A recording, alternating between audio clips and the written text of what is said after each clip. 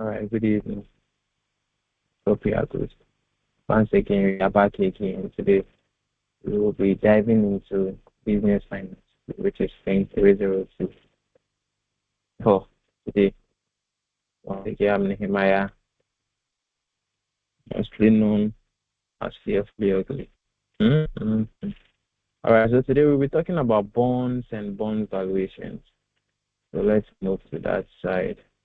So normally, I prefer that at least we will be reading the recommended reading list. They are very, very important.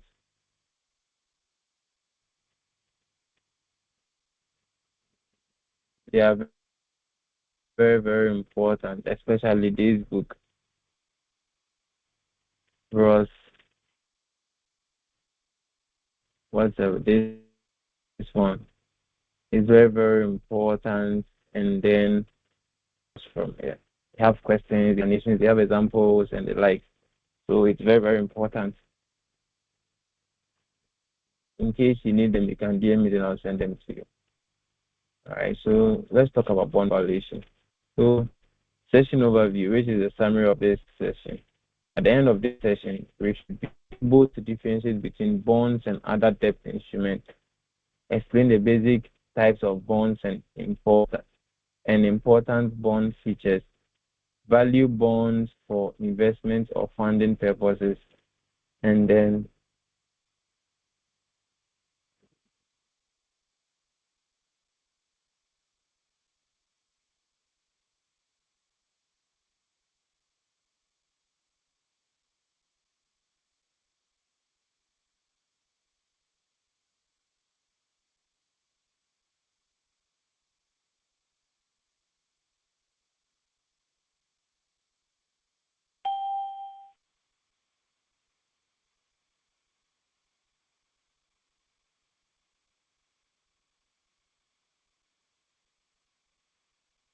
all right, sorry for that quick. I don't know.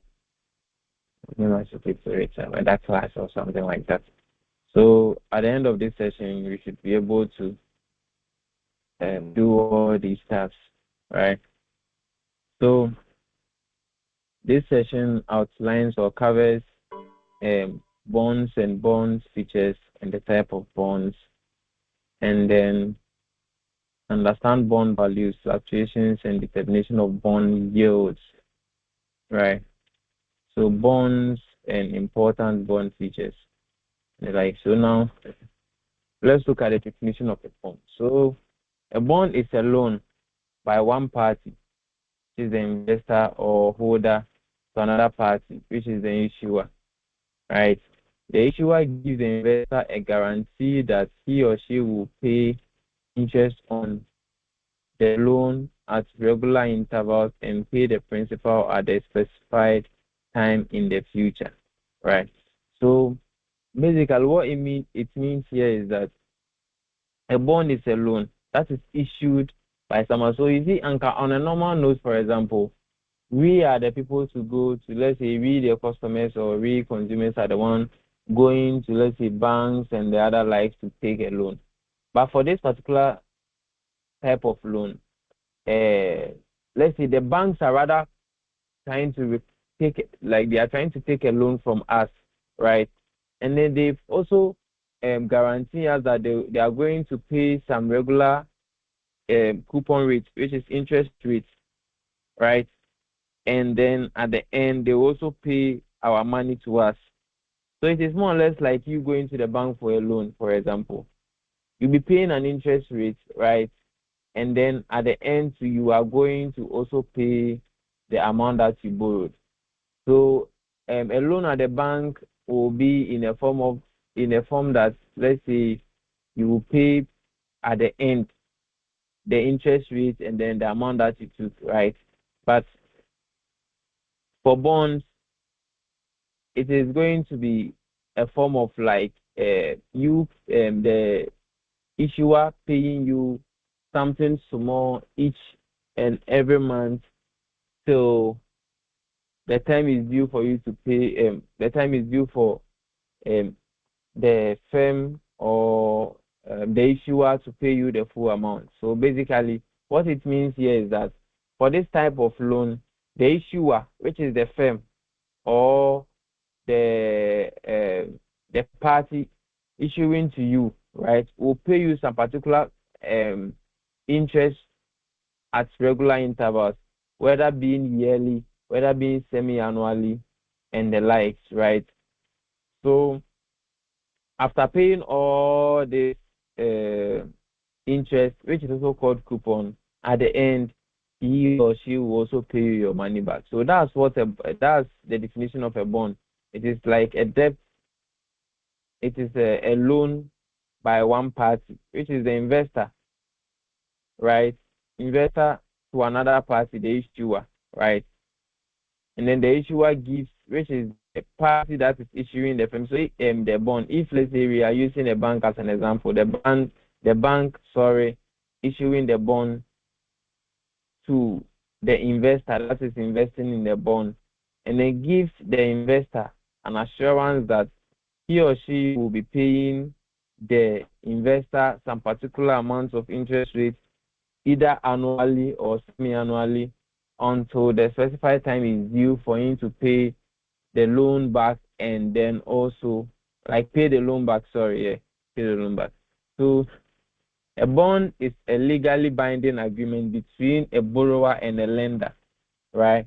So for this kind of stuff, it's more or less like a contract. So once someone comes to buy a bond from your firm, maybe when you issue a bond and someone buys it, it's more or less like a contract. So face value. This is the amount. This is the value of the bond at the end of maturity. So at the end of the period that will that the bond will take, and then the coupon rate is the periodic interest rate that will be paid on the bond, and then the coupon payment is the amount that will be paid. Then the maturity date is how long it will take for the bond to be to mature. So for it to last. So let's say if it is 5 years, if it is 6 years, and the like. So it is further explained here that the par value is the amount that will be repaid after the loan term is called par value. So if let's say you pay, you bought a bond of let's say $1,000, for example, and at the end you are being paid $1,000, right? That is the amount. That is what we call the face value or the par value. So we also have the coupon rate, which is the regular promised interest rate that will be paid either annually or semi. And then the coupon payment is the amount that will be paid, and the coupon rate is the interest. So the annual coupon divided by the face value is called the coupon rate. So the annual coupon. So if let's say let me bring my account.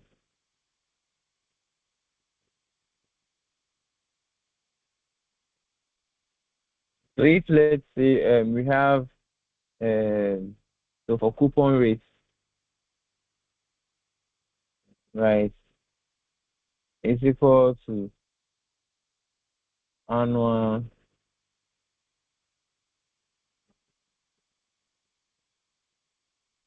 coupon divided by the face value.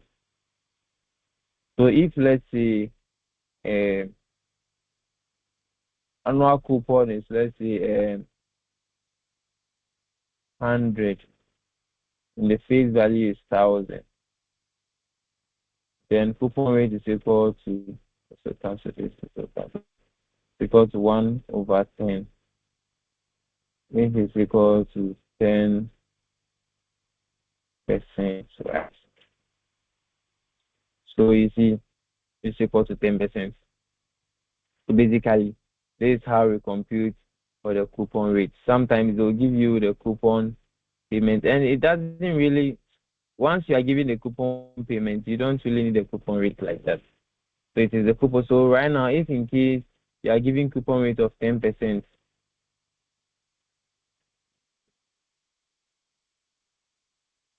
10%, and then the face value is $1,000, right?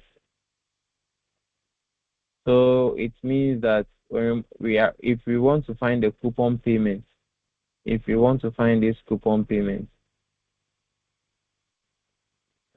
then we are going to multiply 10%, which can be also, okay, 10%, let me do 10.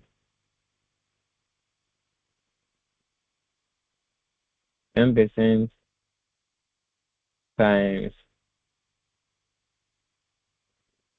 1,000 is equal to 100, right? So basically, so this, right? So the maturity date here is the number of years until the face value is being paid. So if it will take 5 years, 6 years, and the like, then the yield to maturity is the interest rate required on the market or required rate of return.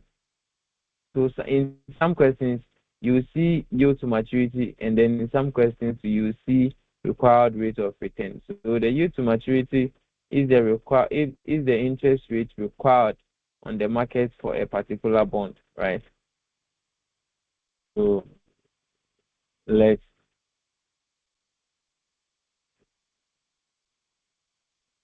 continue. All right. So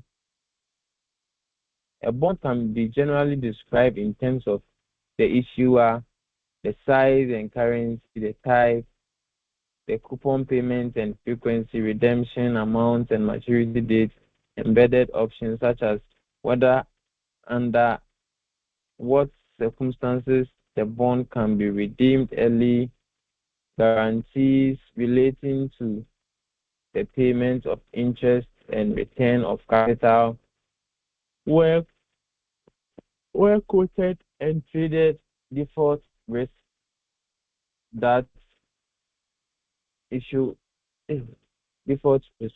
So risk that issuer would not make interest or principal payments. So bond types. Bonds can be categorized as coupon paying or non-coupon paying. So that's basically two types. So it means that bonds can be categorized as coupon paying or non-coupon paying. Bonds that pay coupon are referred to as coupon paying, and then in contrast, the two non-coupon paying bonds that are typically referred to as zero or pure discount bonds. Other bonds pay coupons indefinitely and never mature. Example, also some yourself. So before you come here, let's look at some. Let's go online and search for the types of bonds. Types of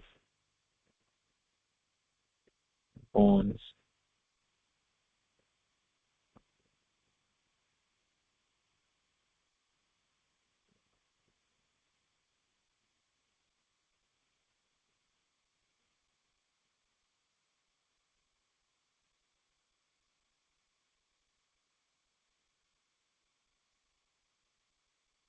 Um,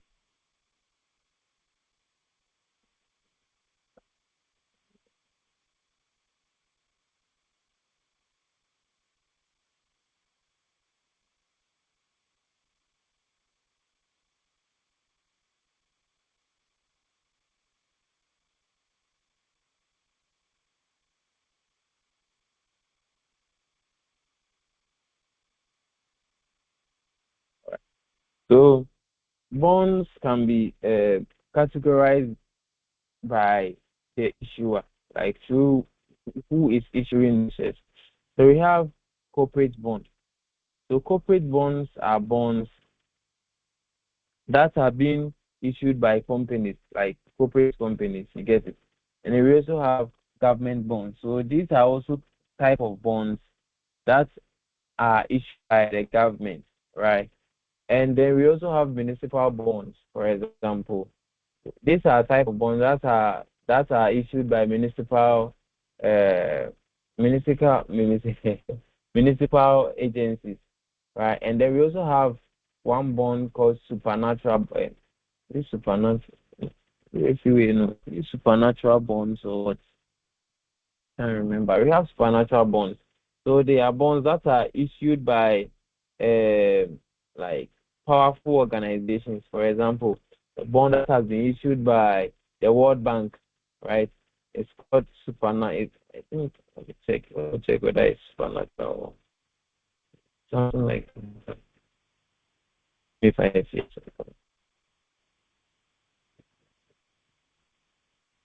Okay, it's called supranational or agency bonds.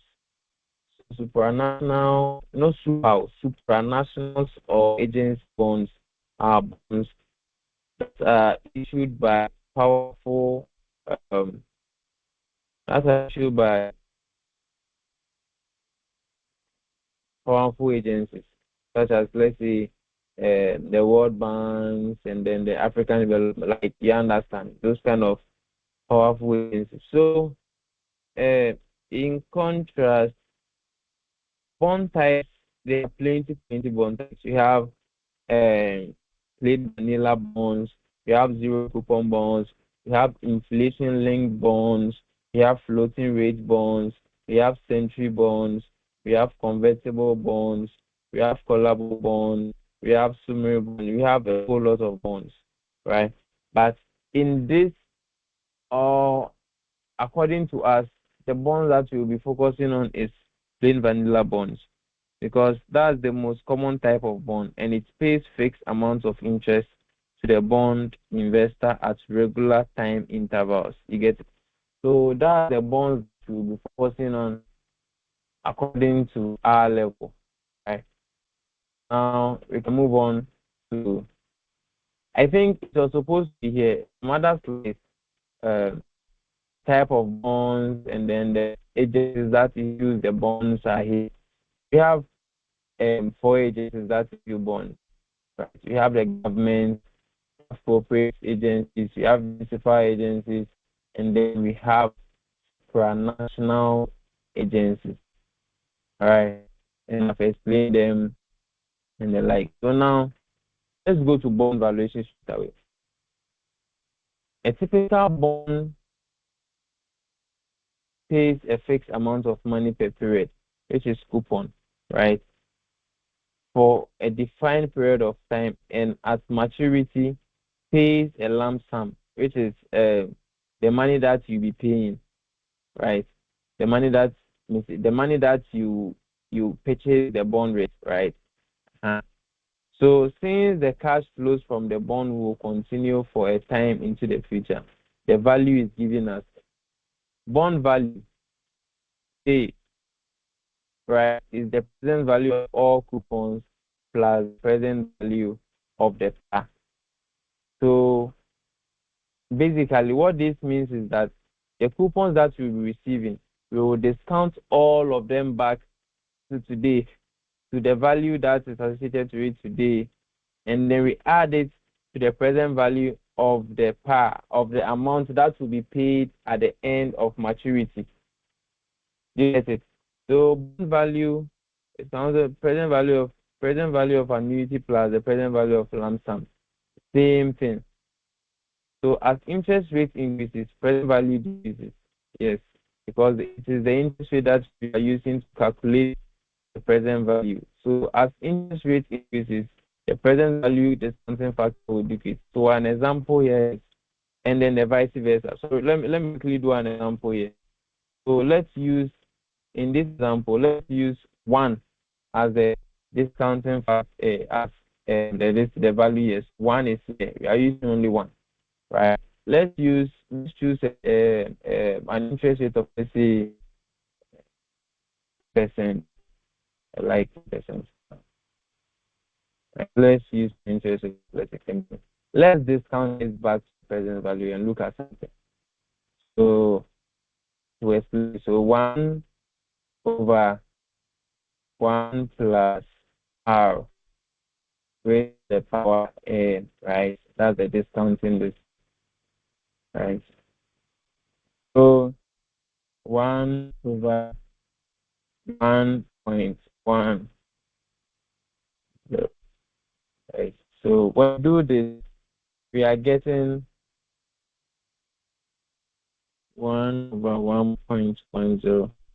We are getting 0.91, right? So now, for us to see whether this is very true, that if interest rate increases, present value decreases, let's now increase the interest rate to, let's say, um, let's change it to, let's say, 13%. We'll change it to 13% now. So here we'll now change to 1/3.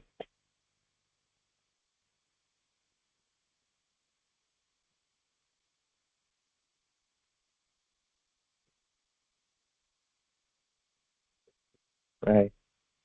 So now let's change it to 1/3 and then equal something. Now we are getting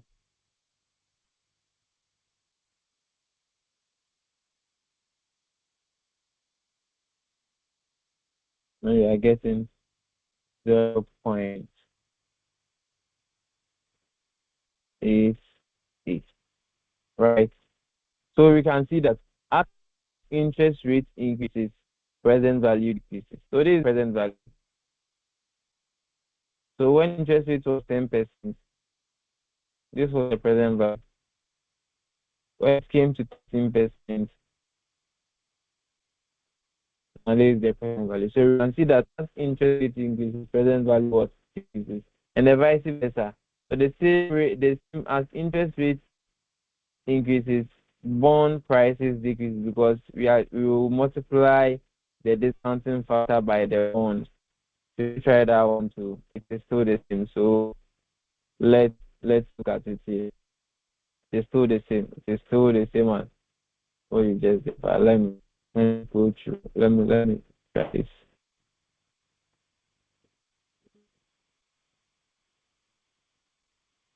Let me see whether I can get your passport.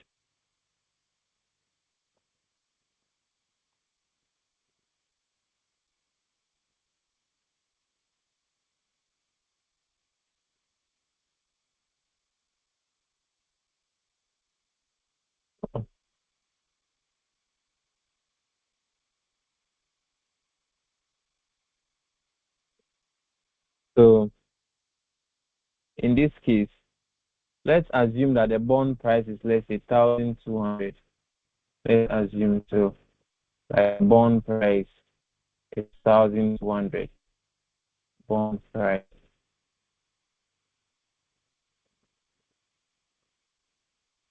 1,200, right? And then the interest rate is, let's say, let's use 10%, 10% for the first. Let's use 10%. So if we want to discount bond price, it will be equal to 1,200 over 1.10, right? And this will give us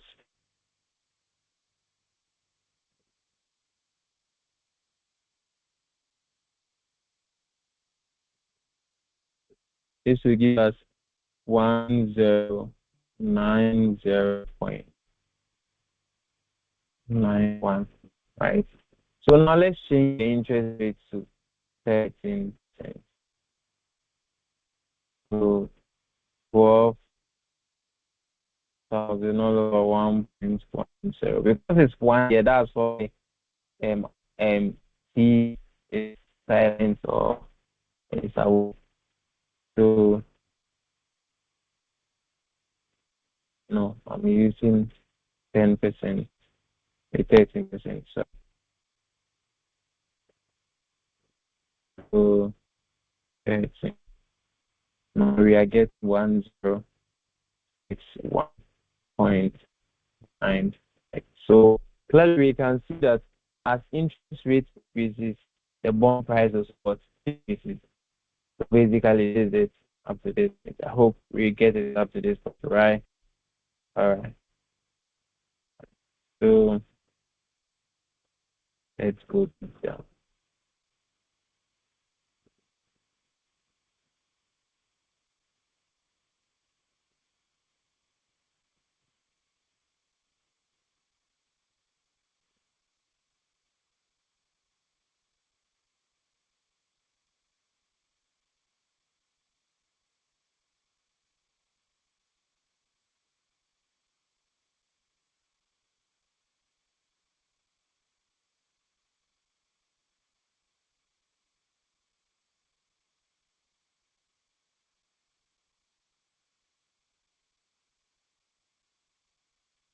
Right, so we've proved this and the vice versa is the same thing. So the basic bonding equation is this one. This is the annuity. This is the present value annuity factor that we know. So this present annuity formula that we know the data. This is the present annuity formula that we know.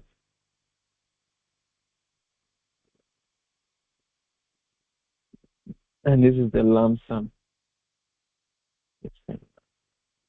So this formula, for example, can also be changed at this.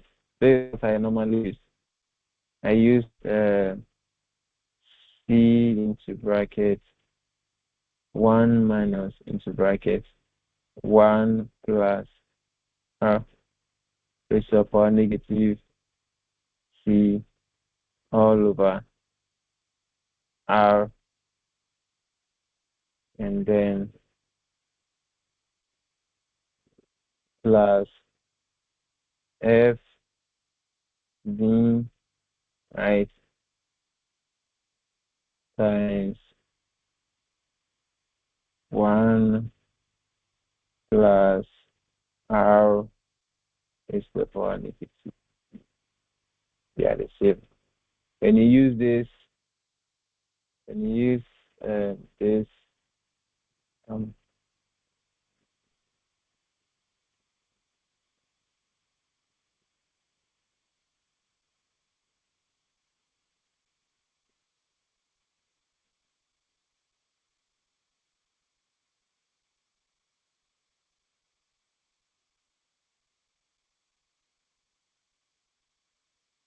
when you use this,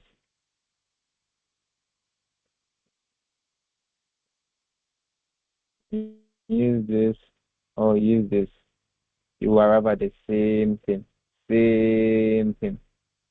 The same thing. When you use either this or this, you arrive at the same thing. So each one that you think that is okay, then you use. We're good. Remember, when C is the coupon rate, R here, this R is the required rate or the yield to maturity.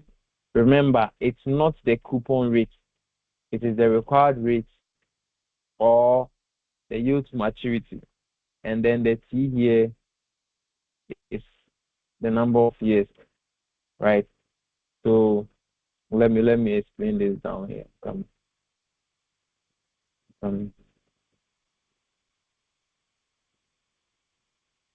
So where C is equal to coupon amount, sorry, coupon payments.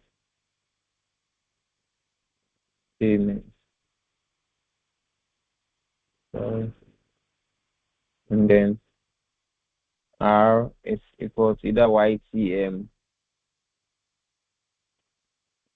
or required rate.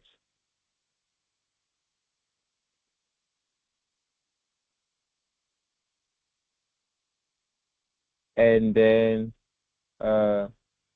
C is equal to the number of years.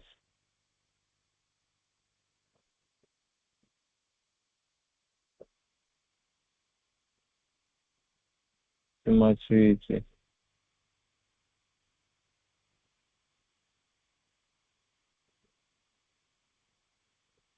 Right? Yes. So basically this is the formula you use when coupon rate is being paid annually. But if in case it is not being paid annually, we will not divide coupon over 2. R here will also be divided over 2. This R2 will be divided over 2, while C will be multiplied by 2. This R divided by 2, this will be multiplied by 2. That is if it is semi-annually. Means coupon is being paid 2 times in a year. If it is quarterly, then since here will be over 4 over 4 over 4 times 4 over 4. So basically, depending on how it is being paid, the formula will keep changing throughout. All right. So let's move on.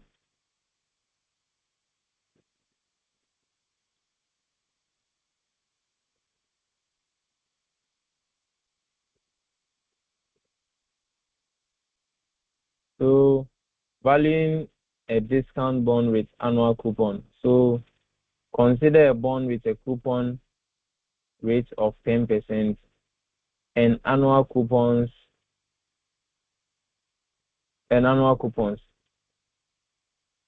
The par value is 1,000 and the bond has 5 years to maturity. The yield to maturity here, which is YTM, is 11%. What is the value of the bond? So we insert everything in this same formula.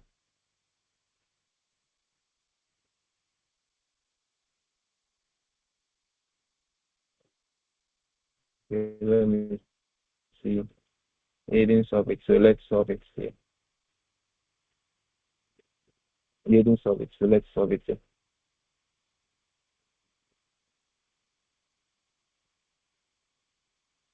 So there are some key things that you need to keep in mind whenever we are about to solve any bond question. Let me put that one down before later on. Maybe I'm sure you'll see it in the slide, but let me put it down first before. So there are some criteria that will lead to either a discounted bond, whether a premium bond, or whether a par bond. So basically, the simple technique I use when it comes to bond valuation in determining whether bond is being sold at a par, at a premium, or at a discount is I only look at the coupon rate, right? I only look at the coupon rate. So when the coupon rate is higher than, when the coupon rate is higher than the YTM,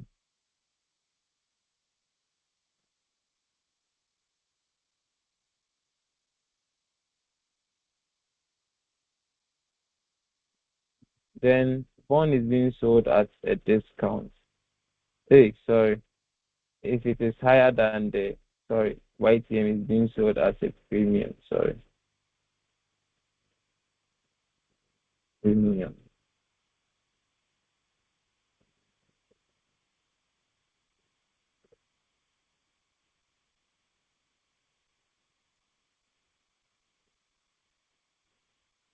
Right, it's being sold at a premium.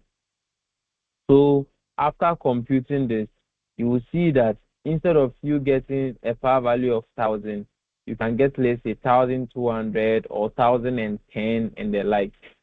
So meaning that when the bond price is higher than the par value or the face value, we are arriving at was a premium.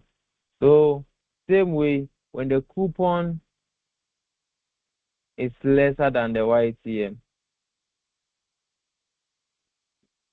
YTM,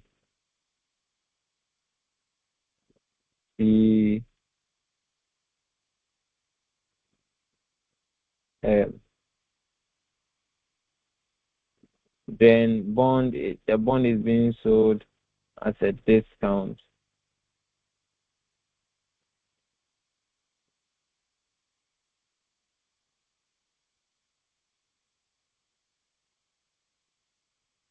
It's being sold at a discount. So when we compute for this, we will see that the bond price is lesser than this par value. It can be either 990, 800, and the likes, right? So that's it. And then when the coupon rate is equal to y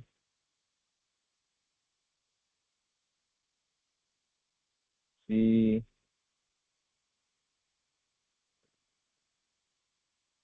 and then the bond is being sold at a par. So basically, that's the only thing I look at.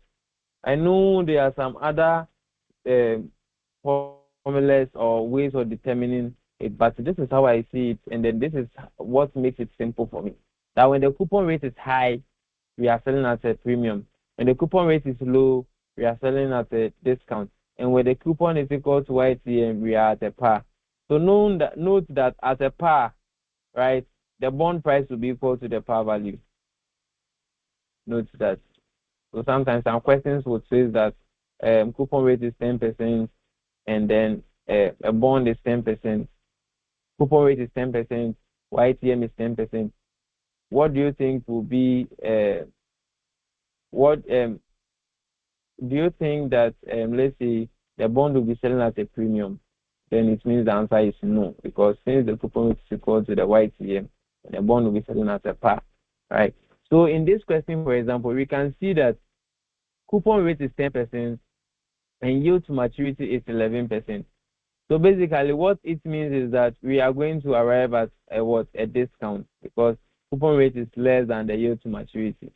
So let's do this. Let's do this and then look at it. Let's do this. We will see that what we will get will be less than this. So now let's put this inside. The coupon rate here. So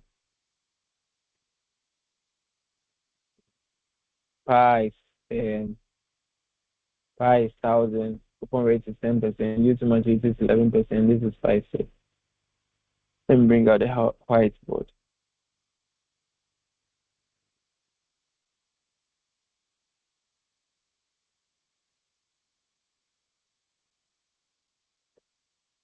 So in this question, for example, coupon rate is equal to 10%.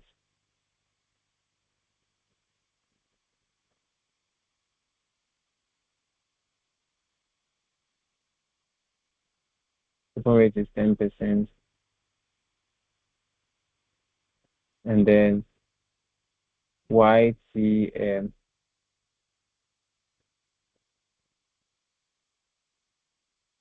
is equal to 11%.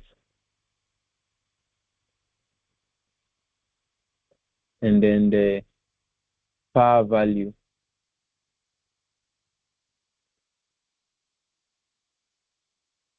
is equal to 1,000.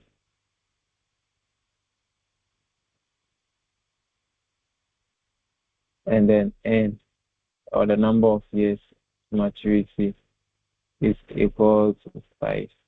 So now let's put this in the formula and then solve it right away. So we know that it is this. So now let's solve for the coupon payment. The coupon payment will be 10% times 1,000 is equal to 100. So now let's put it in the equation, in the formula, and then solve. So this was coupon rate. So this is the coupon payment, and this is the coupon payment. So now formula is C bracket 1 minus 1 bracket, sorry, 1 plus 11%.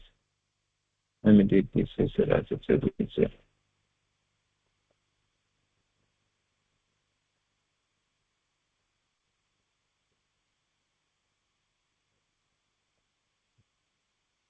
So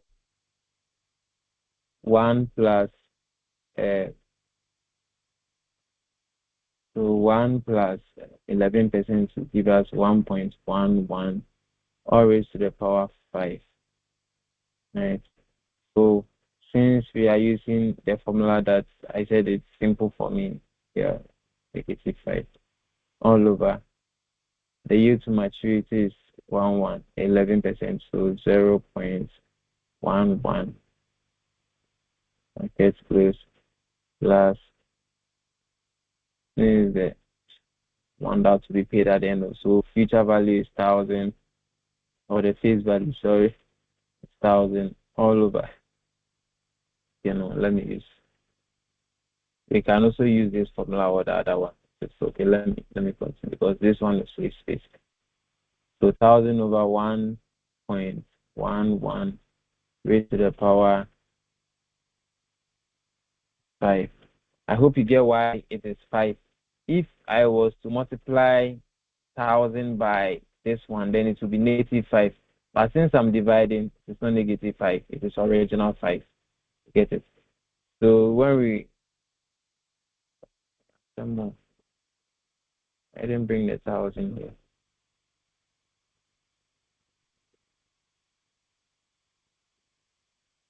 So 1,800. Then you mean then I'm a page.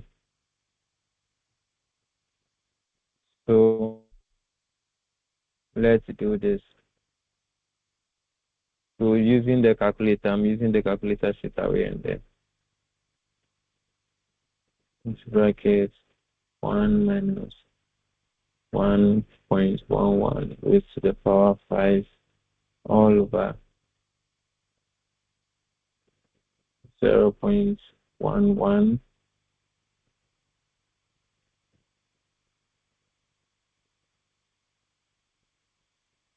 So this is giving me raised to the power negative 5.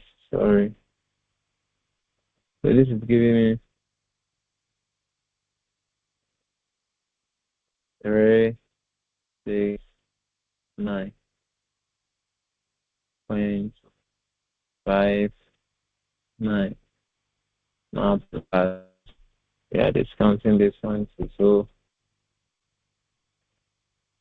1,000 over 1.11 raised to the power 5 is giving us 593.45.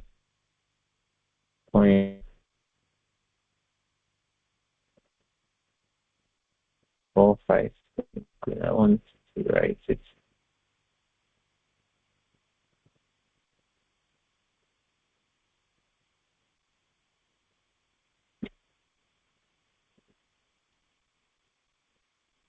Five 90.45. So in timing of them, I will get 369.59. 490. Getting 963.04. So we can see that because the coupon rate is lower than the yield to maturity, we are getting a price lower than the par value. So you see, it is so simple, so simple. There are some questions will not make this simple for you. So let's move on.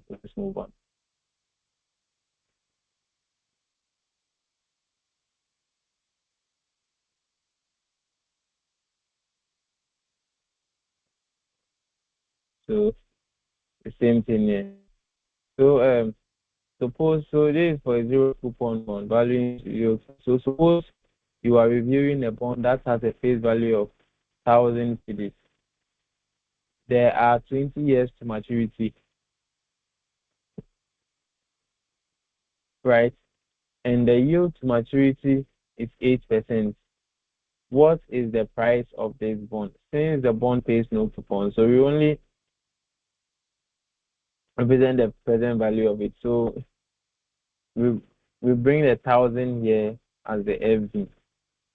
So the face value here at the end will be 1,000 because it's not paying any 10,000, and then this one will be all over 1.08 raised to the power 20,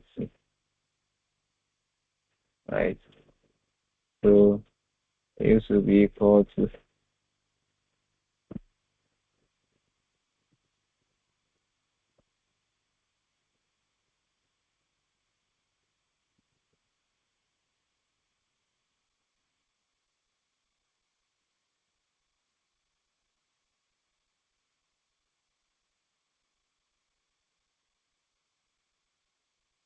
the same thing, same thing. Just because it is a zero coupon bond. So it doesn't have any coupon. So that coupon side never, that coupon that will bring them to present value, we don't have any coupon to bring back to present value. So everything there is zero.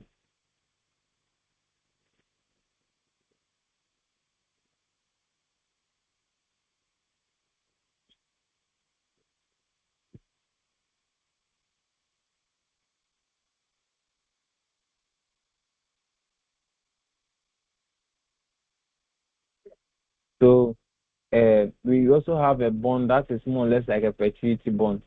So suppose you are reviewing a bond that has no maturity and pays coupon of 100 and the yield to maturity is 8%.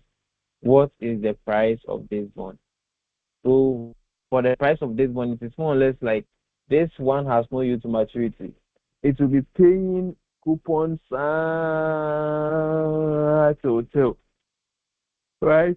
So since it will be paying coupons till, what we are going to do is we are just going to, because it's a perpetuity bond, we are going to take the coupon payments, yeah, and coupon payments all over. There are yield to maturity, and we will determine the price. So 100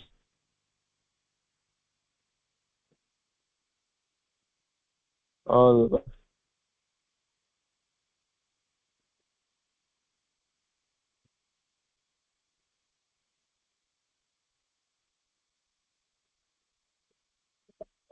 And then we are getting 100 divided by 0.08.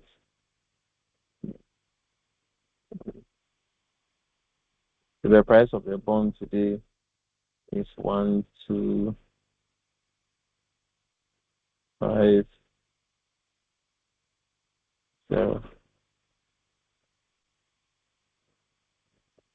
You get,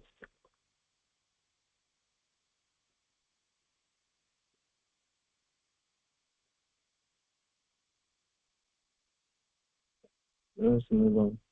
The bond indenture. So bond indenture is the contract between the company and then the bondholders. So bond indenture is basically the contract between the company and the bondholders. So the company issuing the bond instrument, and then the bondholders, we the one that are going to buy the bonds. So the basic terms, it has the basic terms of bonds and the total amount of bond issued, a description of property used as a security, if applicable, sinking fund provisions, and call for provisions, and so this we can read them. Bond classification as a security, because we can use it as a collateral to secure financial thing. We can use it for mortgages, secure or buy real property, normally land or buildings. It can also serve as a debenture and a note and the right and the like. So seniority is also there. So bonds characteristics and required returns. So the coupon rate depends on the risk characteristics of the bond when issued. And bond will have higher coupon. So all like all other factors are held constant. Secure debt versus a debenture. Subordinate debenture versus senior debt. a bond with a sinking fund. Okay, so all of these are held equal. So these are the grades of bond. We have multi AA, which is capacity to pay extremely is strong. So a bond that has AA have a bigger capacity to pay back its face value, and then just AA. So AA is also having a very high capacity. A capacity to pay strong, but more than that's yeah, more seems in above more susceptible. But you know, changes. Maybe the capacity to pay is adequate. Adverse conditions will have more impact and the like. So we also have low grade bonds. These are all readings and the like. So we have treasury security, municipal. So this so government bonds are here, treasury securities, municipal securities and the like.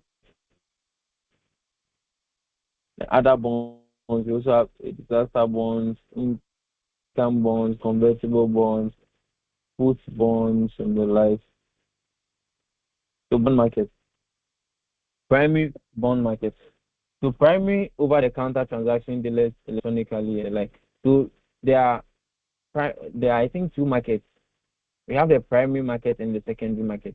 So primary market is when a bond is being bought at the initial face value. So where or the initial time it has been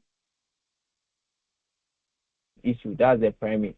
And then secondary is when it's maybe within its maturity date, it's been exchanged.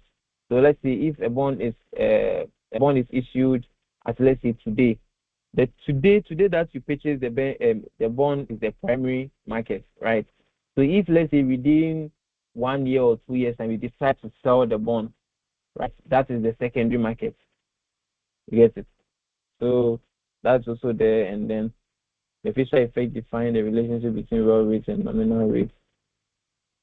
So where 1 plus R and then like there's one there. I don't know. Fisher's effect.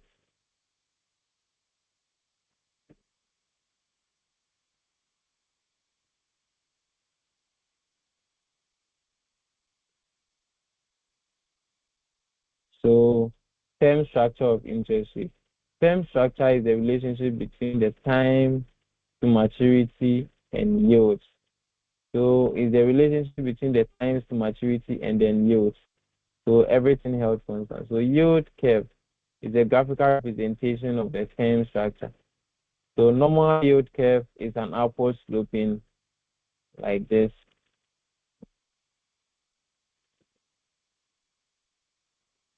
Upward sloping like this. Long-term yield curves are higher than so. So inverted is downward sloping like this. So basically in economics, the normal yield curve or the normal yield curve is like the supply curve, and then the inverted yield curve is like demand curve, right? So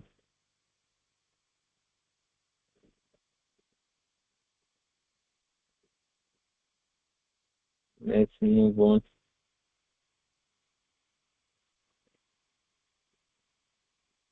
So here's the normal yield curve, a nominal yield curve everybody.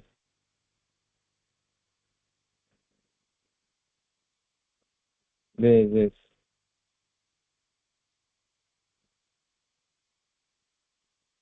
And there is this. These are all non-related terms. So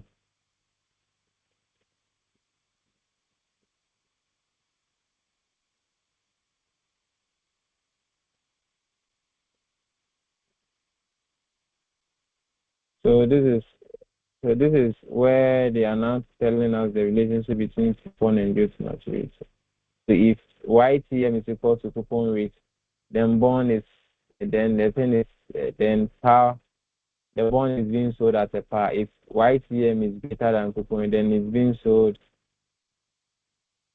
at a discount and the likes. But I use the simple one. I rather use the coupon rate to compare the YTM, which makes it easy for me. So now let's look at the risks that affect bonds. So risks that affect bonds include price risk and the reinvestment risk, right? Which is the listen that affects interest rate. Sorry. So price risk. So price risk is when a change in price due to change in interest rate. So it's when interest rate affects the change in the price of the bond, right? So here, long-term bonds have more price risk than short-term bonds. This is because in the long run, in like normal in economics, we say that in the short run, demand is what inelastic because let's say you've made up your mind to go and buy, let's say, a certain food, you've really meant for that food, then you went there and then price has increased. In the short run, you don't really have any alternative, so you buy the food like that, right? But in the long run, you get available, like you get other alternatives, and then you switch to that thing. That makes the demand elastic in the long run. So same thing is also here. So long-term bonds. So let's compare. Let's start with the short-term bonds. So in the short run, for example, you wouldn't really hear about different bonds with different prices because initially, you don't really have any alternative. But in the long run, you hear of other bonds that will be having different prices and the like, right? So that will make a long-term bond more pricey because price will be changing, right? But now let's bring it now to interest rates. It's because uh, long-term bonds will have a higher probability of a fluctuative interest rate. This is because inflation rate changes each and every time, right? Which causes interest rates to change, right? So in the long run, since it will be in a very long run, then interest rates at least will be changing. If it's 10 years, interest rates will definitely change in 10 years. So the rate at which interest rate will change in 10 years as compared to, let's say, 2 years or 3 years will be higher. So the 10 years interest rate will always be higher than the interest, the 2 years interest rate, which will then make uh, the bond face a price risk. You get it? So, and then a low coupon rate bond also have more price risk than a higher coupon rate. This is because a higher coupon rate bond has a very high price, and then it is unlikely that you see or face other bonds that will be having higher prices. But a lower one, there will be a higher probability that other coupons will come in. This other coupons, other bonds will come in with a higher coupon rate. You get it? Like so, reinvestment risk, rate risk is also there. The uncertainty concerning rate as rich cash flows can be reinvested. So this is the rate at which like the cash flows of the bonds can be reinvested. So short-term bonds have less reinvestment risk because their investment or their coupon rate can be recouped faster than long-term one that will take a very long time for them to recoup the coupon, like the coupons to reinvest them, right? So higher coupons rate bonds also have more reinvestment. This is because the higher rate coupon bonds will hold a higher coupon amount, which will then like be maybe eligible for reinvestment. The lower one will not really have a very high coupon rate. You get it? So that's it up to that side. And then all right. So I think we are done with stock valuation. Bond valuation. Consider a bond with 10% and then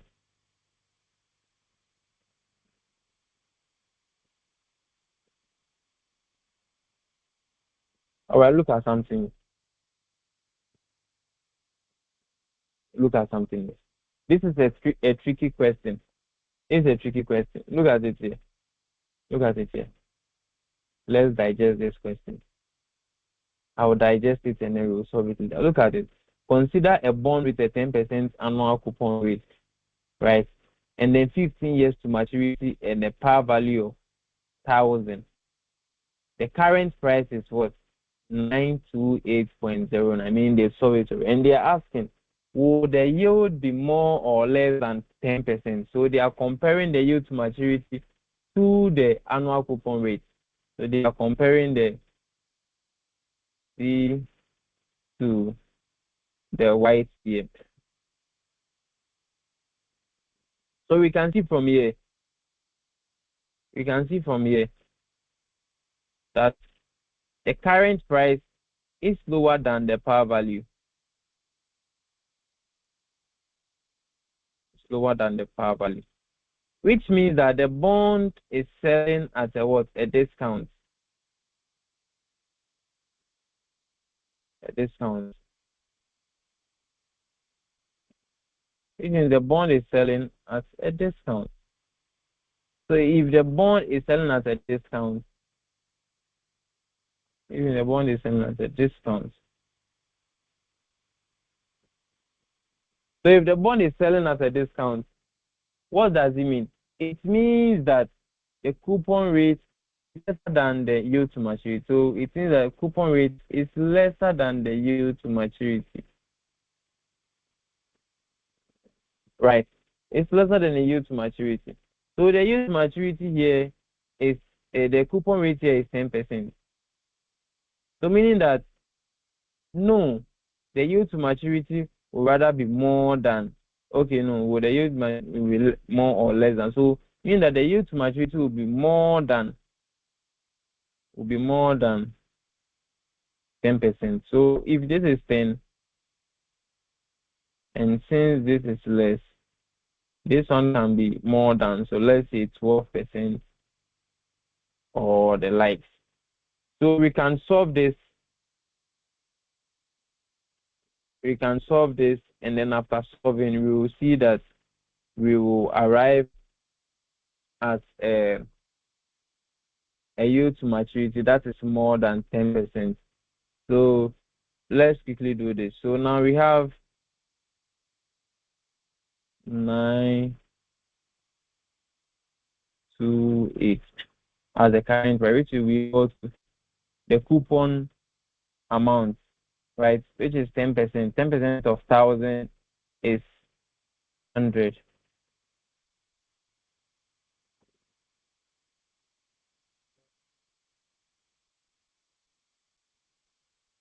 100 into bracket 1 minus bracket 1 plus r raised to the power negative 15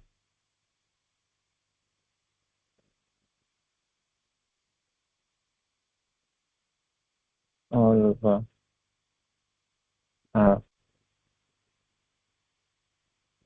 Then the face value here is 1,000, sorry, all over 1 plus r raised to the power 15, right? So what we are going to do now is simple. It is two things. It's either, since you know that yield to maturity will be more than the coupon rate, meaning that, so with this one, it's either, if you want to use the guessing formula, meaning that you will just be putting any figures or any percentage that is higher than this 10% into the R until you get 928.09, or if you equate 920.09, then you solve for R using the calculator. As I always say, you use solve for R, and then you arrive at the same thing. So you can try this out and then send it to my DM. If in case of any correction, I'll correct you. Yeah. So let's look at the other question and then see.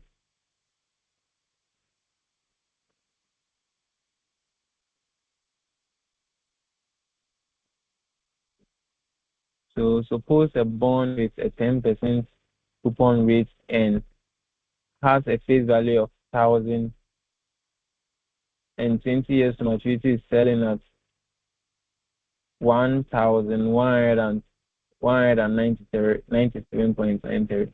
Is the yield to maturity more or less? So we can see from here again.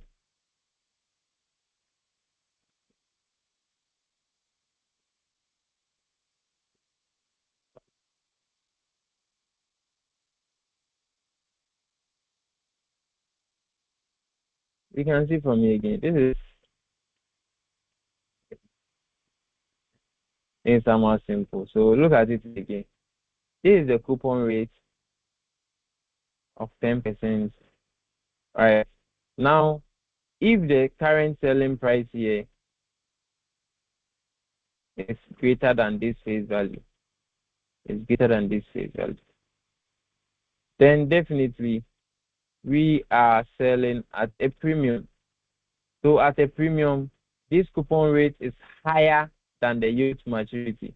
At a premium, coupon rate is greater than the YCM,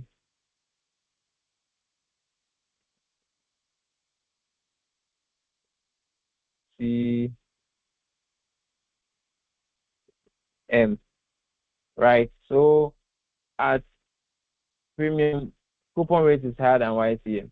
So is YTM more or less than? So YTM is less than 10%. Right? You can just, maybe sometimes if your question is objective, you don't need to solve. Just watch this and then get the answer straight. Right? And then what is the semi-annual coupon rate? Semi-annual coupon payment, sorry. So you calculate the coupon, which is the 10% of 1,000, and you divide it by 2. So now instead of 100, you are now going to get 50. So this one will be 50. So that will be the semi-coupon rate. And then how many periods are there? Currently, the periods are 20. The periods are 20. But if it is semi-annually, then we are going to get 40 periods. So basically, that's it up to this point. We will be solving some questions soon and then getting, I think tomorrow, I'll put some questions in a group so that we will be able to comprehend with this. Thank you very much for joining today's class. I'll be seeing, okay, this is a summary. I think here is a summary of whatever we did. And let me see. But don't worry. I am sure we understood everything. Very, very sure.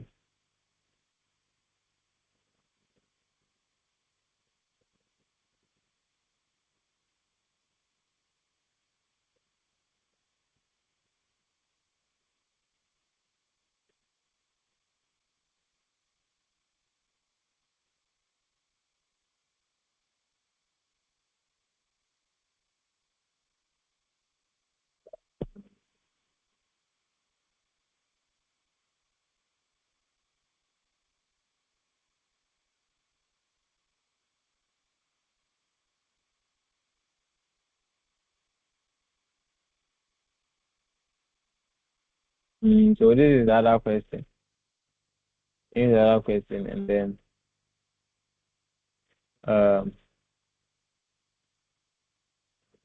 hey, did they ask of current yield?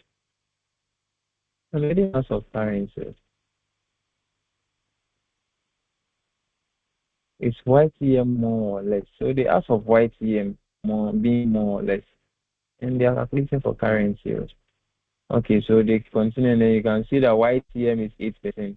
So the 8% was what less than the 10%, as we are saying it. So basically, that is it. And there are other theorems associated with bond pricing. Bonds of similar risk and maturity will be priced and the likes and the likes. So this we can read on our own. And so I'll be closing for today. If in case of any question, you can channel it to my DM. Thank you very much and have a good night. Bye.